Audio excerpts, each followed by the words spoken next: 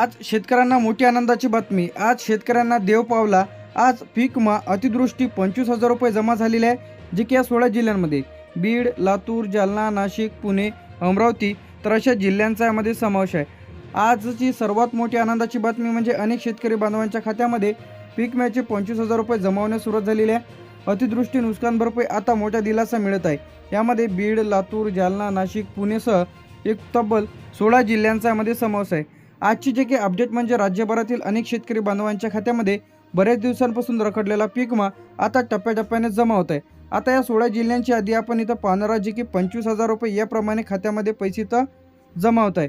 सर्वप्रथम यामध्ये बीड, लातूर, जालना, नाशिक, पुणे, अमरावती, परभणी याचप्रमाणे तुमच्या जिल्ह्यांसाठी किती निधी आलेला आहे, वाटप कोणत्या जिल्ह्यात सुरू झालेलं आहे, कोणते जिल्हे प्रोसेसिंगमध्ये आहे, कोणते जिल्हे पेंडिंगमध्ये आहे हे देखील पाहणार आहे। यानंतर 16 जिल्ह्यांमधील नांदेड, धाराशिव, सांगली, बुलढाणा, अकोला, वाशिम, यवतमाळ, जळगाव, अहमदनगर तर या जिल्ह्यांमध्ये पीक विमा वाटप सुरू झालेलं आहे। अतिवृष्टी भरपाई 16 जिल्ह्यांमध्ये। याचप्रमाणे आता या बँक खात्यांमध्ये पैसे ते जमा होत आहे।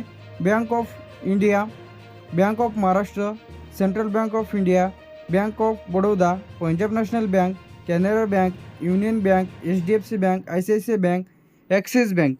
यानंतर इथे आपलं ग्रामीण bank, district central co-operative bank. तर आता कोणाला पीक विम्याचे पैसे तर शेतकरी बांधवांना इथं मिळत आहे। अतिवृष्टी नुकसान भरपाई झालेल्या शेतकऱ्यांना 50% जास्त नोंद असलेल्या शेतकरी बांधवांना म्हणजे ज्यांचं 50%च्या वरे बाधित झालेलं क्षेत्र आहे तर अशा शेतकरी बांधवांना पीक विमा भरलेले शेतकरी बांधव जे काही त्यांच्या शेतातील सर्वे झालेल्या नाव असलेल्या शेतकऱ्यांना, ज्यांचा अर्ज अप्रूव्हल असलेले शेतकरी बांधव अशांना पैसे जमा होत आहे। आधार लिंक खातं, DBT, NPCI मॅपिंग असलेलं आता सोयाबीन, कापूस, तूर, उडीद, कांदा या उत्पादक शेतकऱ्यांना, खरीप पीक विमा पात्र शेतकऱ्यांना पैसे तर जमा होत आहे। आता या टक्केवारीनुसार पीक विमा इथं मिळत आहे आणि भरपाई आता 33% जर जास्त नुकसान असेल तर मदतीसाठी पात्र असू शकते। 50% जर जास्त नुकसान असेल तर मोठ्या प्रमाणामध्ये अतिवृष्टी पीक विमा मिळू शकते। 75% जास्ती असेल तर जास्ती भरपाई मिळण्याची शक्यता आहे तुम्हाला। अंदाजे जे की यामध्ये आहे 5 ते 10 हजार, 12 ते 18, काही शेतकऱ्यांना 25,000 देखील त्यांच्या DBT खात्यामध्ये इथं टक्केवारीनुसार पैसे खात्यामध्ये इथं येत आहे। आता यामध्ये बीडमध्ये जे आहे 210 कोटी रुपये पीक विमा, 95 कोटी रुपये अतिवृष्टी पैसे जमा सुरू झालेले आहे। लातूरमध्ये 185 कोटी रुपये पीक विम्यासाठी, अतिवृष्टीसाठी 80 कोटी DBTद्वारे पैसे खात्यात येत आहे। जालन्यामध्ये 160 कोटी पीक विम्यासाठी आणि अतिवृष्टीसाठी 72 कोटी रुपये वाटप सुरू झालेलं आहे। यानंतर इथे आपलं परभणीमध्ये जे काय एक पीक विम्यासाठी 170 कोटी, अतिवृष्टीसाठी 75 कोटी पैसे जमा सुरू झालेले आहे। नांदेडमध्ये 190 कोटी रुपये पीक विम्यासाठी आणि 88 कोटी रुपये अतिवृष्टीसाठी DBTद्वारे पैसे खात्यामध्ये येत आहे। यानंतर हिंगोलीसाठी 110 कोटी रुपये पीक विमा, 50 कोटी रुपये अतिवृष्टी पैसे जमा सुरू। धाराशिवमध्ये 145 कोटी रुपये पीक विम्यासंदर्भात मोठी अपडेट आलेली आहे। यानंतर 65 कोटी रुपये अतिवृष्टीसाठी प्रक्रिया सुरू आहे, म्हणजे लवकरच जमा होईल। छत्रपती संभाजीनगरमध्ये 175 कोटी रुपये पीक विमा मंजूर झालेला आहे आणि अतिवृष्टी 78 कोटी रुपये वाटप सुरू। अमरावतीमध्ये 100 कोटी रुपये पीक विम्यासाठी, अतिवृष्टीसाठी 45 कोटी पैसे जमा सुरू झालेले आहे। अकोल्यामध्ये पीक विम्यासाठी 95 कोटी, अतिवृष्टीसाठी 42 कोटी DBT सुरू झालेले आहे। बुलढाण्यामध्ये 120 कोटी रुपये पीक विम्यासाठी, अतिवृष्टीसाठी 55 कोटी वाटप सुरू। यवतमाळमध्ये 140 कोटी रुपये पीक विम्यासाठी, 60 कोटी रुपये अतिवृष्टीसाठी DBTद्वारे पैसे खात्यामध्ये जमा। आता यानंतर इथे आपलं वाशिममध्ये पीक विम्यासाठी 80 कोटी रुपये, अतिवृष्टीसाठी 35 कोटी रुपये पैसे जमा। नागपूरमध्ये 75 कोटी रुपये पीक विमा मंजूर आणि अतिवृष्टी 30 कोटी मंजूर, वाटप सुरू। नागपूरमध्ये 65 कोटी रुपये पीक विमा, अतिवृष्टी 28 कोटी रुपये DBTद्वारे पैसे खात्यात। चंद्रपूरमध्ये 85 कोटी रुपये पीक विमा, अतिवृष्टी 38 कोटी रुपये आणि पैसे जमा सुरू। गडचिरोलीमध्ये 60 कोटी रुपये पीक विमा, 25 कोटी रुपये अतिवृष्टी DBTद्वारे पैसे सुरू।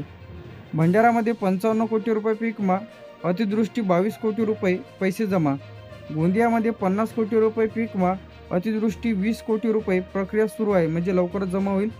पुणेमध्ये 115 कोटी रुपये पीक विमा, अतिवृष्टी 48 कोटी रुपये DBTद्वारे पैसे सुरू। नाशिकमध्ये 130 कोटी रुपये पीक विमा अतिवृष्टी 58 कोटी रुपये पैसे जमा. अहमदनगरमध्ये 125 कोटी रुपये पीक विमा अतिवृष्टी 54 कोटी रुपये प्रक्रिया सुरू. जळगावमध्ये 105 कोटी रुपये पीक विमा 46 कोटी रुपये अतिवृष्टी पैसे जमा सुरू. सोलापूरमध्ये 118 कोटी पीक विमा 52 कोटी अतिवृष्टी डीबीटीद्वारे पैसे सुरू. सातारामध्ये 92 कोटी रुपये पीक विमा 40 कोटी रुपये अतिवृष्टी पैसे जमा. सांगलीमध्ये 88 कोटी रुपये पीक विमा 36 कोटी रुपये अतिवृष्टी प्रक्रिया सुरू. कोल्हापूरमध्ये 82 कोटी रुपये पीक विमा अतिवृष्टी 34 कोटी रुपये डीबीटी सुरू. आताची सर्वात मोठी आनंदाची बातमी म्हणजे आता केंद्र सरकार, राज्य सरकार आणि पीक विमा कंपनीकडून दुसऱ्या टप्प्याचं सुद्धा वाटप सुरू करण्यात आलेलं आहे. अनेक जिल्ह्यांमध्ये डीबीटीद्वारे सुद्धा पैसे जमा होत आहे. पहिला टप्पा मोठ्या प्रमाणामध्ये जमा होत आहे आणि दुसरा टप्पा जमा होत आहे. याचप्रमाणे आता हेल्पलाईन नंबर आलेला आहे. ज्यांना कोणाला पीक विम्याचे पैसे आले नसतील, पेमेंट स्टेटस पेंडिंग आहे, अर्ज अप्रूव्ह झालेला नाही, ज्यांचे कोणाचे पैसे थांबलेले असेल तर अशाने लगेच या नंबरवरती कॉल करा. आता एक लेखी अर्ज देतो तुम्हाला. हा लेखी अर्ज तुमच्या तालुक्याच्या ठिकाणी पीक विमा ऑफिसला द्यायचा आहे. सर्वच तालुक्याच्या ठिकाणी पीक विमा ऑफिस इथं चालू आहे, तर तिथे नेऊन द्यायचं आहे ज्यांना कोणाला पीक विमा आलेलं नाही. पीक विमा कंपनीकडे लेखी अर्ज, तक्रार अर्ज, प्रति शाखा व्यवस्थापक प्रतिनिधी. यानंतर इथे आपलं तालुका, जिल्हा, पीक विमा रक्कम जमा न झाल्याबाबत अर्ज. महोदय, याचप्रमाणे मी तुमचं नाव, राहणार, कोणतं गाव आहे, तालुका, जिल्हा त्याचप्रमाणे असून मी खरीप रब्बी हंगामासाठी पीक विमा फॉर्म भरलेला आहे. माझ्या पिकाचे नुकसान झालेले असून सर्वे देखील झालेले आहे, तरी माझ्या खात्यामध्ये अद्याप पीक विम्याची रक्कम जमा झालेली नाही. माझी माहिती खालीलप्रमाणे. यामध्ये शेतकऱ्यांचे नाव, अर्ज क्रमांक, जे की ॲप्लिकेशन आय डी आहे आपल्या पीक विम्याच्या पावतीवर ते टाकायचे आहे, आधार नंबर, बँकेचे नाव, कोणतं बँकेचं पासबुक दिलं होतं ते, खाते क्रमांक, पिकाचे नाव, गावाचे नाव. तरी माझ्या अर्जाची तपासणी करून लवकरात लवकर पीक विम्याची रक्कम जमा करण्यात यावी ही नम्र विनंती. धन्यवाद. तर यामध्ये तक्रारीसोबत तुम्हाला आवश्यक कागदपत्र इथं द्यायचे आहे. यामध्ये आधार कार्डची झेरॉक्स, बँक पासबुकची झेरॉक्स, पीक विम्याची पावती, 7/12/8 नुकसान भरपाईचे फोटो, अर्ज क्रमांकाची पावती म्हणजे पीक विम्याची पावती. तर आता उर्वरित जो काही टप्पा आहे ते शेतकरी बांधवाच्या थेट डीबीटीद्वारे खात्यामध्ये पैसे तर येत आहे. यामध्ये बीड, लातूर, जालना, परभणी, नांदेड, धाराशिव, हिंगोली, अमरावती, अकोला, बुलढाणा, यवतमाळ, वाशिम, पुणे, नाशिक, अहमदनगर, जळगाव, सोलापूर, सातारा, सांगली तर अशा विविध जिल्ह्यांचा यामध्ये समावेश आहे. केंद्र सरकार, राज्य सरकार आणि पीक विमा कंपनीकडून तब्बल आता डीबीटीद्वारे शेतकरी बांधवांच्या थेट खात्यामध्ये पैसे तर जमा केले जात आहे. असं नाही की सर्वच जिल्ह्यात एकाच वेळी पैसे इथं येतील. टप्प्याटप्प्याने पैसे तर या 16 जिल्ह्यांमध्ये वाटप सुरू झालेले आहेत. तर लगेच बँक खाते तपासा.